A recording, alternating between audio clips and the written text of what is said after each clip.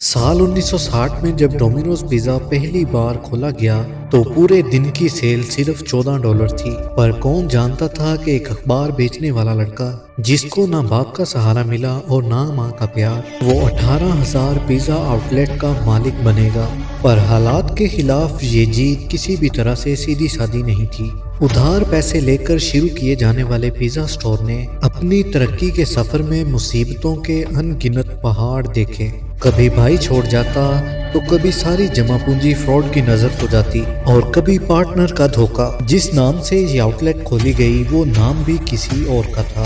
لاکھوں ڈالرز کے قانونی مقدمے، گھناؤنی وائرل ویڈیوز، جس نے کھیلا اس ریپوٹیشن کے ساتھ جو اس کے مالک نے سالوں بعد بنائی تھی۔ اور یہ کہانی ہے تھامس مونیگن کی، جنہوں نے ان سب مشکلات کا سامنا کرتے ہوئے زیرو سے سٹارٹ کرتے ہوئے $1 بلین امپائر کھڑی کی۔ 25 مارچ 1937 کو تھامس مونیگن مشیگن کے ایک مڈل کلاس گھرانے میں پیدا ہوئے۔ ان کے والد جو کہ ایک ٹرک ڈرائیور تھے اور بڑی مشکل سے گھر کا نظام چلا رہے تھے، اور ماں نرسنگ سکول میں جاب کرتی تھی۔ صرف 4 سال کی عمر میں ہی ان کے باپ چل بسے، اور ان کی ماں جو بچوں کو سپورٹ نہیں کر پا رہی تھی، تو انہوں نے تھامس اور ان کے بھائی جم کو 7 سالوں کے لیے گورنمنٹ کے حوالے کر دیا۔ ٹام کا بچپن بہت ہی مشکل حالات سے بھرا ہوا تھا۔ نہ ہی باپ کا سہارا دیکھا اور نہ ہی ماں کا پیار، صرف سرکاری ہاسٹل کیئر اور بورڈنگ سکول کی سختیاں دیکھی۔ نہ ہائی سکول ڈھنگ سے پاس کر پائے اور نہ ہی کالج۔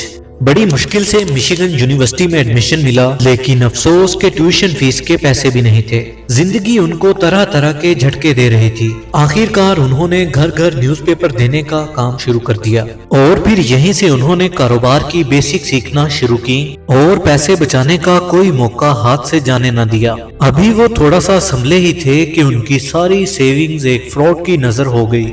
یہی وہ پوائنٹ تھا جب 1959 میں ٹام کے بھائی جم ان کے پاس ایک آئیڈیا لے کر آئے، اور یہی آئیڈیا ان کی زندگی بدلنے والا تھا۔ ٹام کا بھائی جم جو کہ ایک پوسٹ آفس میں ڈاکیا کی جاب کرتا تھا، اور اپنے خرچے پورے کرنے کے لیے جم ایک ڈومینک نامی شخص کے ریسٹورنٹ میں کام کرتا تھا، اور اسی ریسٹورنٹ کے اونر جم کے مالک کا ایک ریسٹورنٹ مشیگن میں بند پڑا تھا، اور وہ یہ ریسٹورنٹ اونے پونے داموں بیچنا چاہتا تھا۔ اس وقت وہ ریسٹورنٹ کے $500 ڈیمانڈ کر رہا تھا، اور اس کے ساتھ شرط یہ بھی تھی کہ اس ریسٹورنٹ پہ 2,000 کا قرضہ بھی تھا جو کہ خریدنے والا ادا کرے گا۔ ٹام کا بھائی جم جب یہ خبر اس کے پاس لے کر آیا تو ان دونوں نے سوچا کیوں نہ اس ریسٹورنٹ کو خرید کر دونوں ایک ساتھ کام کریں۔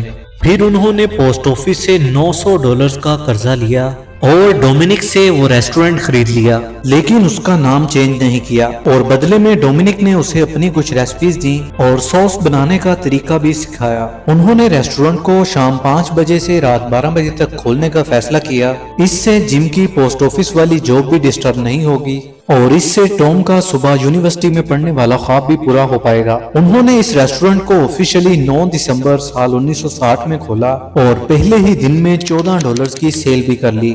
پہلے ہفتے میں ان کے پاس کوئی فون بھی نہیں تھا، یعنی کہ سارے کسٹمر خود چل کر ریسٹورنٹ آئے تھے۔ پھر انہوں نے ڈیلیوری سروس بھی سٹارٹ کی، جس کے لیے انہوں نے 2 فیکٹری ورکر کو کمیشن پہ ہائر کیا۔ 4 مہینوں کے بعد ان کی سیل $160 روزانہ پہ جا پہنچی، لیکن یہ سب سیل زیادہ تر قریبی کالج کی وجہ سے آ رہی تھی، اور جب کالج کا سیمیسٹر پورا ہوا تو یہ سیل گر کر پھر سے $28 پر جا پہنچی۔ جم اپنے پوسٹ آفس کی جاب کی وجہ سے ریسٹورنٹ پر بہت کم ٹائم لگاتا تھا، وہ کوئی کام ہی نہیں کرتا تھا۔ جب سیلز ڈراپ ہوئی تو دونوں بھائیوں میں جھگڑے شروع ہو گئے، اور ایک موقع پر تو ہاتھا پائی کی نوبت بھی آ گئی۔ ریسٹورنٹ کھلنے کے 8 مہینوں بعد جم ریسٹورنٹ سے الگ ہو گیا، حالانکہ اصل میں یہ آئیڈیا اسی کا تھا۔ $50 کے بدلے ٹام نے اسے واکس ویگن دے کر فارغ کر دیا، جو کہ انہوں نے پیزا ڈیلیوری کے لیے خریدی تھی۔ جم گاڑی لے کر خوشی خوشی سائڈ پر ہو گیا، بنا یہ جانے کہ اس نے کتنا گھاٹے کا سودا کیا ہے۔ اب ٹام جو کہ ریسٹورنٹ کا 100% مالک بن گیا، لیکن اس کا مطلب یہ تھا کہ اب اس کو فل ٹائم کام کرنا ہوگا، یعنی کہ اس کا یونیورسٹی جانے کا خواب ایک بار پھر سے ادھورا ہی رہ گیا۔ وہ کئی دن ریسٹورنٹ میں ہی رہتا اور جلے ہوئے پیزے کھا کر اپنا گزارا کرتا۔ آہستہ آہستہ پھر سے ریسٹورنٹ کی سیل بڑھنے لگی۔ اس نے 2 ہیلپر بھی رکھ لیے، اور اب روزانہ کا پروفٹ $57 تک جا پہنچا۔ وہ اپنے فارغ ٹائم میں دوسرے پیزا سٹور کو وزٹ کرتا اور مارکیٹ ریسرچ کرتا رہتا۔ اسی دوران ایک اٹالین ریسٹورنٹ کا مالک اس کا دوست بن گیا اور اس نے اپنی فیمس ریسپی ٹام کو دے دی، اور پھر جب ٹام نے یہ ریسپی ڈومینک پہ اپلائی کی تو لوگوں کو یہ سوس بہت پسند آئی اور سیلز دوبارہ اوپر جانے لگی۔ اب ٹام کو کسی نے مشورہ دیا کہ وہ اپنے ریسٹورنٹ کی ایک اور برانچ کھول لے، لیکن اس کام کے لیے ٹام کو ایک پارٹنر چاہیے تھا جو اس کا پچھلا ریسٹورنٹ چلائے۔ اب چونکہ اس کا بھائی جم بھی اس کے ساتھ نہیں تھا، آخرکار ٹام کو ایک پارٹنر مل ہی گیا، اور یہ پارٹنر ٹام کی ساری محنت کو برباد کرنے والا تھا۔ ایک دن ڈومینک میں جم کلمور نامی کا آدمی آیا جس کو ٹام فوراً پہچان گیا۔ یہ شہر کا جانا مانا ریسٹورنٹ چلایا کرتا تھا۔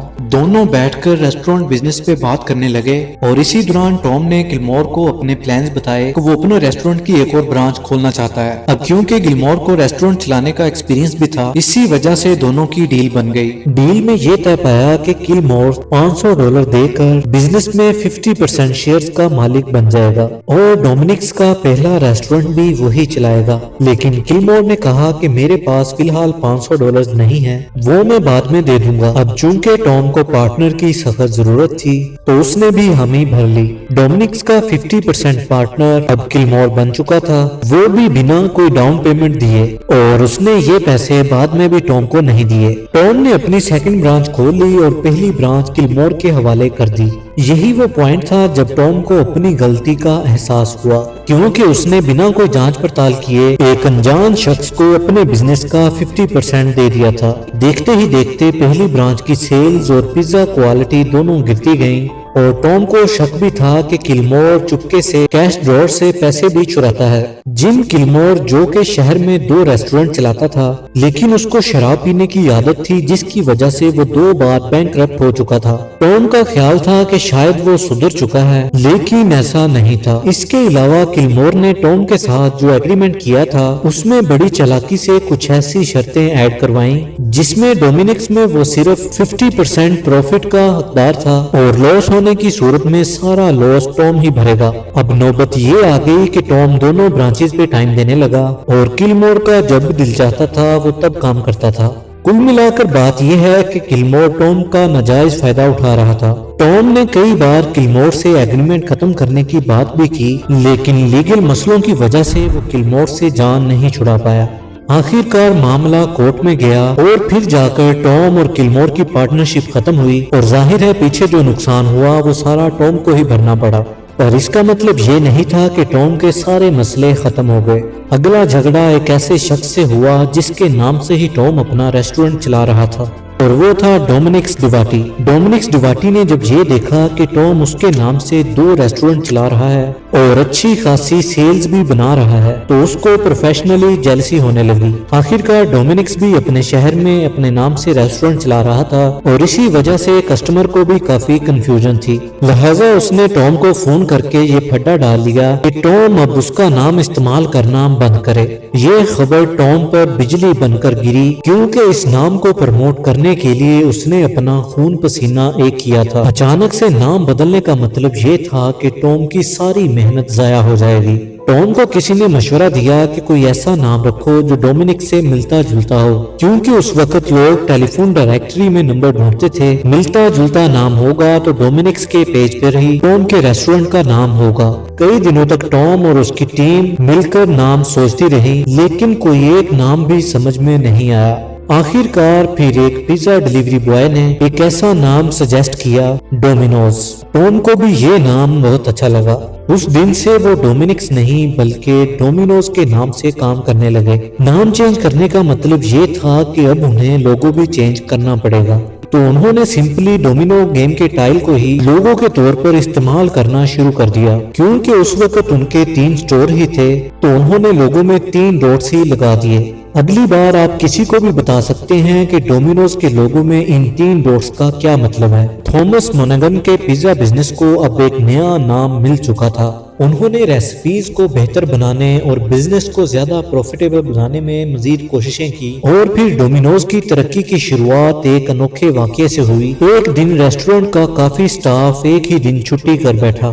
इस पर टॉम ने मेन्यू में से एक्स्ट्रा चीजें हटाकर सिर्फ पिज्जा सर्व किए और इस दिन ही डोमिनोज को सबसे ज्यादा फायदा हुआ। टॉम को एहसास हुआ कि ज्यादा बड़े मेन्यू से काम का लोड ही बढ़ता है, जबकि छोटा मेन्यू ज्यादा प्रॉफिट बना कर देता है। उस दिन से डोमिनोज के मेन्यू से एक्स्ट्रा आइटम हटा दिए गए और फिर सिर्फ और सिर्फ डोमिनोज पिज्जा पर ही फोकस किया जाने लगा। यहाँ तक कि पिज्जा के भी बस 2 ही साइजेस रखे गए, 8 और 12 इंचेस। इसके अलावा टॉम ने नोटिस किया कि कस्टमर्स को डाइनिंग फैसिलिटीज देकर ज्यादा स्टाफ रखना पड़ता है, जिससे काम बढ़ता है और प्रॉफिट कम। टॉम ने पिज्जा को गर्म रखने के लिए गत्ते के डब्बों का इस्तेमाल करके डिलीवरी के बिजनेस में एक नया इनकलाब बर्पा किया। न सिर्फ इतना ही बल्कि डिलीवरी पाउचेस का इस्तेमाल करके बिजनेस को मजीद बेहतर बनाया। याद रहे कि डिलीवरी पाउच जिसमें पिज्जा गर्म रहते हैं, ये पहली बार डोमिनोज की तरफ से ही मुतारिफ करवाए गए थे। डिलीवरी में नई नई इनोवेशंस की वजह से डोमिनोज बाकी रेस्टोरेंट के मुकाबले में बाजी ले गया। कॉम्पिटिटर जैसा कि पिज्जा हट की ब्रांचेस में ज्यादातर एरिया डाइनिंग फैसिलिटीज देने में लगता था, वहीं डोमिनोज में प्राइसेस एक जैसी थी, लेकिन इनका प्रॉफिट मार्जिन ज्यादा था क्योंकि इनको डाइनिंग फैसिलिटीज में खर्चा करना नहीं पड़ता था। टॉम को अब इस बिजनेस में 7 साल का अरसा गुजर चुका था और दूसरों के मुकाबले में डोमिनोज अब तेजी से तरक्की कर रहा था। साल 1967 में उन्होंने फ्रेंचाइजिंग करने का सोचा। नए स्टोर्स खोले गए जिनकी लोकेशन कॉलेज और मिलिट्री बेस के करीब रखी गई, जहां नॉर्मली पिज्जा की डिमांड ज्यादा थी। एडवर्टाइजमेंट के लिए मेन स्ट्रीम वीडियो पे पैसा खर्च करने की बजाय सिर्फ और सिर्फ कॉलेज न्यूज़पेपर्स पर ही एड्स लगाए गए, जो कि ज्यादा सस्ते भी पड़ते थे और इफेक्टिव भी।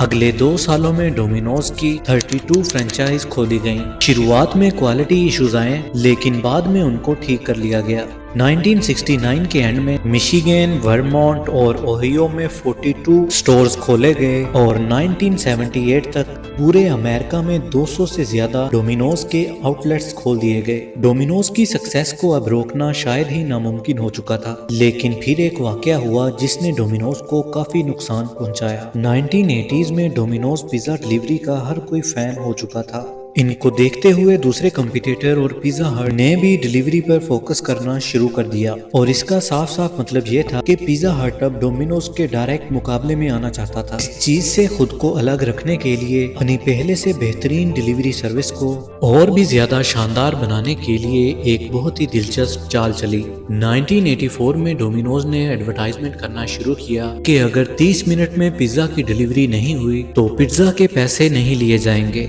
इस चाल ने डोमिनोज की सेल को रॉकेट की तरह बढ़ने पर मजबूर कर दिया और फिर कस्टमर के लिए भी ये डील हर लिहाज से फायदेमंद थी। या तो उनको पिज्जा जल्दी मिलेगा या तो फिर फ्री मिलेगा। इस कैंपेन ने डोमिनोज को और भी ज्यादा बढ़ने में मदद की। 1980s में ही जहां अमेरिका में उनकी 200 से ज्यादा फ्रेंचाइज थी, वो ग्लोबली अब 5000 तक जा पहुंची और ये उस वक्त दुनिया की सबसे तेजी से बढ़ने वाली रेस्टोरेंट चेन बन गई। पर टॉम को ये नहीं पता था कि ये चाल उनके ही गले में पड़ने वाली है। 1989 में 17 साला पिज्जा डिलीवरी बॉय जल्दी पिज्जा पहुंचाने के चक्कर में अपना एक्सीडेंट करवा बैठा, जो के मौका पर ही मारा गया। इस वाकये को न्यूज़पेपर में रिपोर्ट किया गया और ये लिखा गया कि 17 साला नौजवान लड़के की मौत जल्दी पिज्जा पहुंचाने के चक्कर में हुई।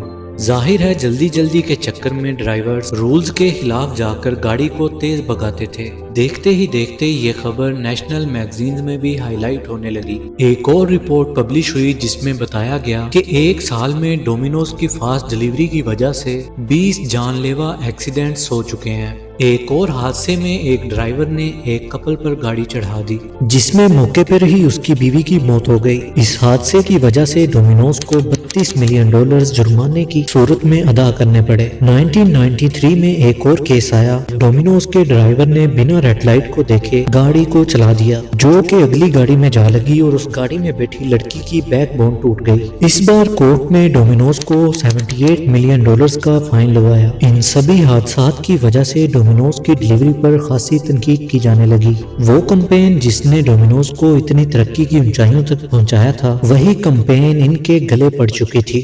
फिर इस पॉइंट पे टॉम ने अपनी 30 मिनट डिलीवरी कैंपेन को बंद करने का ऐलान कर दिया। जाहिर सी बात है, जब कोई बिजनेस ज्यादा फेमस हो जाता है तो उसके साथ साथ वो कंट्रोवर्शियल भी हो जाता है। پہلے ڈرائیورز کے ایکسیڈنٹ اور پھر اس کے ساتھ ہی ڈومینوز فاؤنڈیشن، ان سب کے چلتے 1998 میں تھامس مونیگن نے ڈومینوز کو $1.1 بلین میں بیچ دیا، لیکن کنٹروورسیز کا سلسلہ ختم نہیں ہوا۔